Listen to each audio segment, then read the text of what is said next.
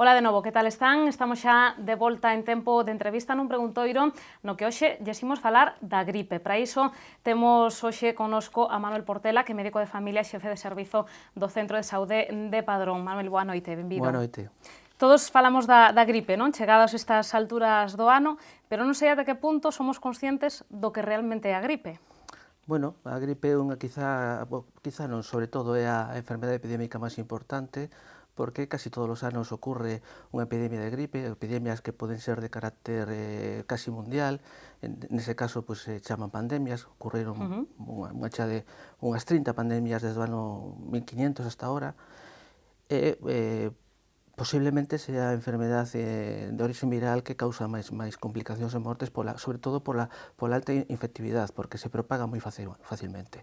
Como diferenciamos unha gripe dun catarro normal? Porque moitas veces sí que dicimos teño gripe, pero realmente non é unha gripe que temos, Bueno, non? pois iso é moi importante, porque moita xente ven dicindo que ten gripe cando realmente o que ten é un catarro. Un catarro pois, é un cadro de mucosidade, de tos seca, ou hasta pode ser que teñas algo de febrícula, de pouca fiebre. En cambio, a gripe xa é un cuadro que, aunque dura pouco tempo, é un cuadro que afecta realmente con cefalea, dor de cabeza, dor de articulacións, de músculos, sobre todo a nivel de espalda e de membros inferiores, sobre todo rodilla, e con fiebre que pode chegar a 38,5, 39, que causa postración. A xente necesita realmente pois, de reposo polo cuadro febril que provoca a gripe.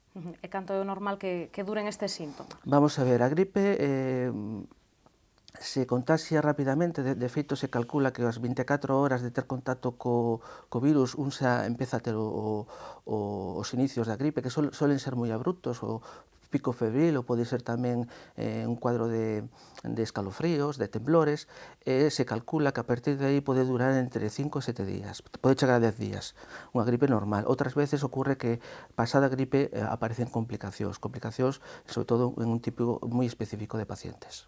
Que tipo específico? Pois pacientes, sobre todo maiores de 65 anos, e pacientes que teñen algún tipo de enfermedade crónica, como poden ser pois, pacientes diabéticos, pacientes con enfermedade pulmonar obstructiva crónica, pacientes cardiópatas, este tipo de pacientes encamados, maiores encamados, o máis típico hoxe en día pois, son os pacientes con demencia que están encamados e que realmente pois, ao ter aumento de secrecións por culpa da gripe poden acabar pois, cunha neumonía como complicación.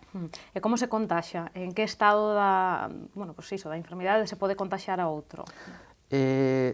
Vamos a ver, desde moi pronto, desde as casi 24 ou 48 horas xa se contaxia a gripe polas gotiñas da saliva, unhas gotas que chaman gotas de Flügger, que son unhas gotas moi pequenas, son microgotas que as expulsamos simplemente ao falar, ou tamén pode ser por o toser, non?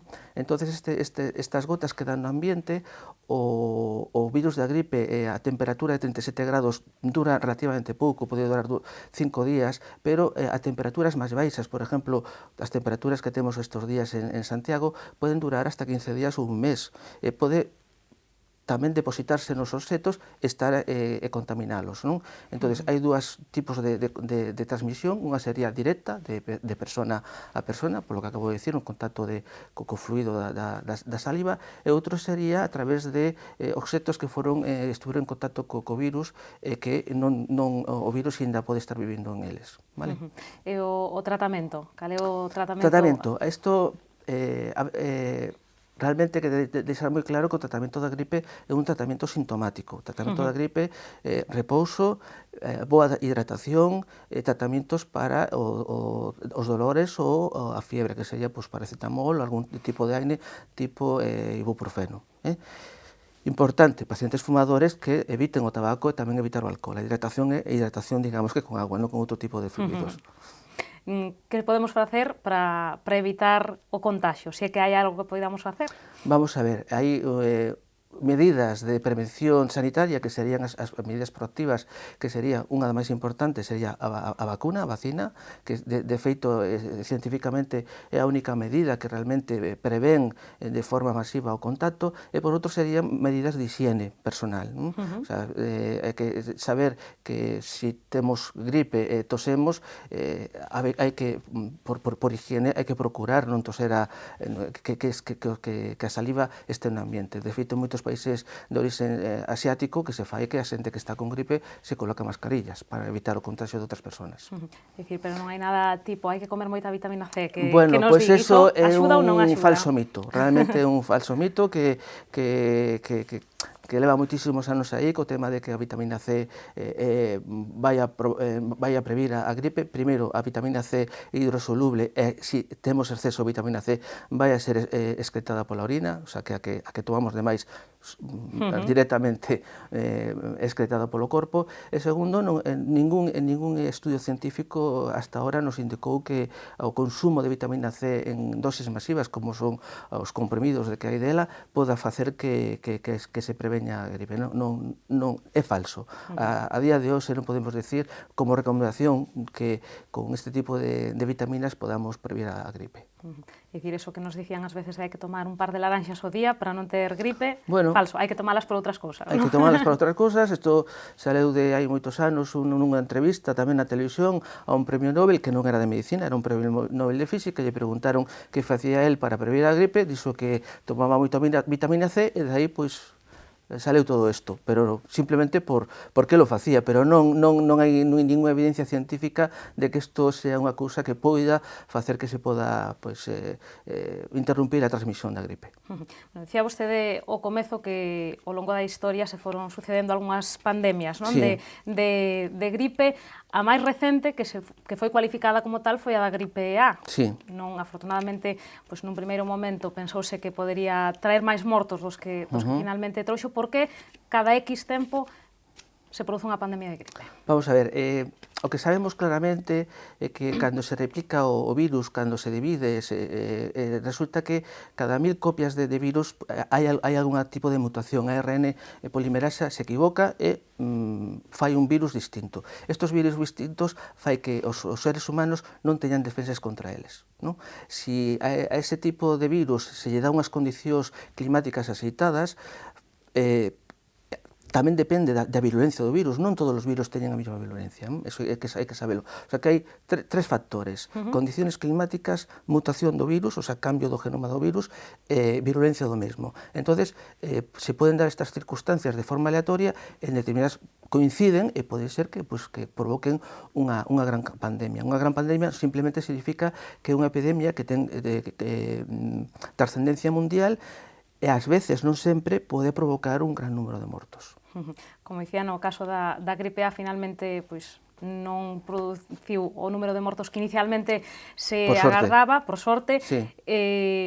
Comentábamos antes de entrar aquí en plató que a que sí que causou moitos millóns de mortos foi a chamada gripe española, non? A do 18. Entre 50 millóns e 100 millóns de persoas, sí, non? se calcula que eso foi a mortalidade que tuvo esta epidemia de gripe, que empezou no 18 e, bueno, en escasamente casi 2 anos, pois provocou realmente a maior catástrofe sanitaria do mundo. O sea, pensando que aos mesmos somos máis de 6.000 millóns, naquela época eran 2.000 millóns, provocou entre 50 e 100 millóns de mortos. É moi importante decir que é gripe española, pero por unha cuestión, digamos, que non sei se vale a pena que a conte. Política, non? Non política. Vamos a ver, naquela época estaba a Primeira Guerra Mundial, entonces un dos personaxes que estaban máis afectados pola gripe, que como toda a población, foron os exércitos combatientes.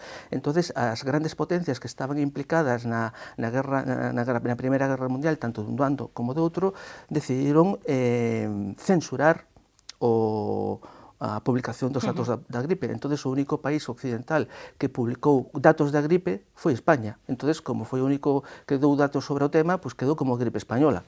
pois, que íamos facer? Quedou aí o nome, non? Afortunadamente a gripe A, como dicimos, non causou non tivo esa gravidade. Agárdase ou pódese prever que se produza outra pandemia a curto prazo? Home, eso é impredecible, pero bueno, a última pandemia antes da gripe A foi no ano 68, o sea que realmente se calcula que cando aparecen son cada 20 ou 30 anos. Desde o ano 1500 hasta agora, que se calcula que hubo 30 pandemias importantes, porque hubo pandemias que despois non tuveron a mortandade que se pensaba. Un caso é o da gripe A, que realmente despois contabilizando a mortalidade que hubo non foi despois a importante. Dicía vostede que explicaba como o virus pode ir mutando, de aí que moita xente sexa escéptica con respecto ás vacinas contra a gripe. Sí, bueno, hai que explicar unha cousa. A gripe, de forma xenérica, chamámoslle gripe, pero está causada fundamentalmente por tres virus, non? Gripe A, gripe B e gripe C, das cuales a máis importante a gripe A e a gripe B. A gripe A é a gripe que transmiten os paxaros, as aves, non? Esta é a que máis muta. Esta é a que máis muta.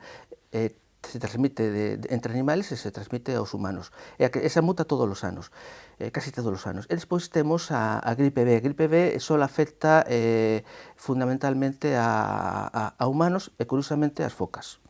Pero bueno, non sabemos por qué, pero é así. Esta muta moito menos, tamén muta, pero moito menos. E a gripe C é unha gripe, digamos que casi exclusivamente porcina. Entonces, todas as vacunas de todos os anos levan no fondo van 3 vacunas nela. Van dúas vacunas referidas a dous virus A e outra vacuna de virus B.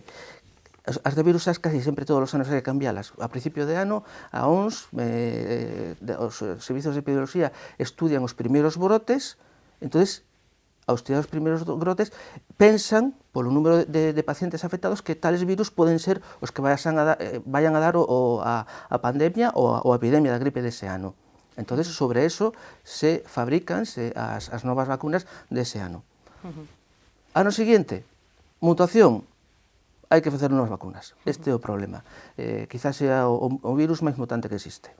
E de aí tamén ese dito que se escoita ás veces de este ano hai que ter cuidado que a gripe ven moi forte pro estómago, por exemplo. Ou tamén é o falso mito? Non é un falso mito porque hai... Primeiro, en rapaces menores de 2 anos, moitísimas veces a gripe se pode confundir con cuadros de patoloxía abdominal, porque pode aparecer con dolor abdominal, con diarrea e con vómitos. En adultos tamén, con menos frecuencia, e tamén pode ser que a mutación dese ano sea que, aunque provoque unha gripe clásica, tamén pode dar sintomatoloxía digestiva. Eso fai que a veces non se teña moi claro o diagnóstico, pero é certo, sí que pode afectar ao aparello digestivo. Falemos da campaña de vacinación que se puxo en marcha o 21 de outubro. Somos máis favorables agora, os grupos que teñen que vacinarse, a vacinarse ou sigue habendo xente máis reacia? Bueno, recelo sempre hubo, xente con reacia sempre hubo. O que sí que hai un grupo que é o grupo de maiores de 60 anos ou de 65, pero todos 60 anos, que sí que son os máis propicios a vacunarse. Despois sí que hai grupos que deberían vacinarse, aunque non son grupos de riesgo, pero son de riesgo para a población, como somos os sanitarios, o personal básico de servicios básicos, que non simplemente porque podemos contagiar ao resto da población, sino porque a nosa falta pode dar lugar a problemas de atención básica que sí que deberíamos de vacunarnos máis. Lémenos cales son os grupos que teñen que vacinarse. A campaña empezou o 21 de outubro, os grupos que está indicada especificamente para maiores de 60 anos, e grupos de riesgo. Grupos de riesgo hai varios, serían pacientes con independencia da idade de 60 anos, pois poden ser pacientes con enfermedades crónicas, diabetes, pacientes con enfermedades de tipo pulmonar, enfermedade pulmonar obstructiva crónica, bronquiticos crónicos, pacientes cardiópatas, como poden ser pacientes con insuficiencia cardíaca ou que sufren algún tipo de infarto, valvulopatía. tamén poden ser pacientes con insuficiencia renal ou hepática, pacientes con algún tipo de alteración hematolóxica. Estos todos teñen indicación de vacunarse. Tamén teñen indicación de vacunarse as mulleres que no momento do embarazo estén pasando a epidemia da gripe, con independencia de edad. Eso é recomendable. Bueno, pois quedan aí as recomendacións para os grupos que teñen que E tamén, vacinarse. por exemplo, dentro dos rapaces, está indicado a vacunación dos rapaces asmáticos. Porque, obviamente, a gripe a estes grupos pode supoñer complicacións nas súas enfermidades. Sí, hai que saber que, por exemplo, a primeira causa de crisis asmáticas, hoxe en día, as enfermedades víricas. En todas as víricas, a máis importante é a gripe. Rexístrase, non sei se hai datos sobre o número de mortes que se poden producir por mor dunha gripe que complique outra doenza previa. Eso, bueno, vamos a ver, ahora mismo É posible, sí, de feito se fai todos os anos, O sea, hai que saber que a gripe é unha enfermedade de declaración obligatoria que, bueno, agora cos sistemas informáticos automáticamente ao codificar no diagnóstico de gripe a Dirección Xeral de Saúde Pública contabiliza os diagnósticos de gripe e pode saber, de feito publicita a evolución da epidemia da gripe, que eso sabimos cando foi a gripe A, que se publicitou semana a semana os datos que había. Sí, referíame, como ás veces lle restamos importancia á gripe, porque como é algo do que se fala ano tras ano, pero que iso, que ten un risco incluso para a vida, non? Para en determinados casos. Vamos a ver, o virus como tal solo, como el solo, pode provocar un 0,1% de morte. Asociado a outra doenza, non? Non, como tal, un 0,1. Asociado a outra doenza é máis alto, pode chegar a un 5%, un 1%, sobre todo. En pacientes con complicacións, sobre todo pacientes con enfermedade pulmonar obstructiva crónica, cardiópatas, pacientes encamados. Bueno, pois aí esa recomendación que se fai dende a Administración para que estes grupos acudan a vacinarse, pola súa experiencia no Centro de Saúde de Padrón, está indo a xente ou esperamos ata o último día da campaña? Non, está. De feito, todos os anos se nos pregunta cando habrá campaña, porque a xente, bueno, realmente, quere, moitísima xente quere vacunarse. Lémbrenos ata cando temos de prazo, teñen de prazo a xente que teña que vacunarse. Hasta o 20 de decembro. Oficialmente, extraoficialmente igual non. Igual, no, a veces, dura máis tempo, E para cando se agarda que chegue o grosso da gripe? Bueno, depende das condicións climáticas. O virus da gripe é un virus que quere unhas condicións determinadas, que é frío e ambiente seco, non? Por exemplo, o día de hoxe de Santiago sería un día propicio para a propagación da gripe, pero isto mantido no tempo, un día solo non chega. Entón se calcula que sempre, sobre todo na época do Nadal ou posterior ao Nadal, xa na época de febreiro ou un poquinho máis tarde, aparecen as complicacións dos pacientes que tuveron a gripe. Bueno, pois, Manuel Portela, moitísimas grazas por achegarse hoxe ata este preguntoiro para aclararnos algúns aspectos con respecto á gripe. Moitas grazas. Gracias a vos. Pois isto foi todo no preguntoiro doxe. Recoméndolles que sigan informados a través de calquera dos medios do Grupo Correo Gallego e nos volvemos mañá con máis novas a partir das 8:15 da tarde. Grazas por estaren aí.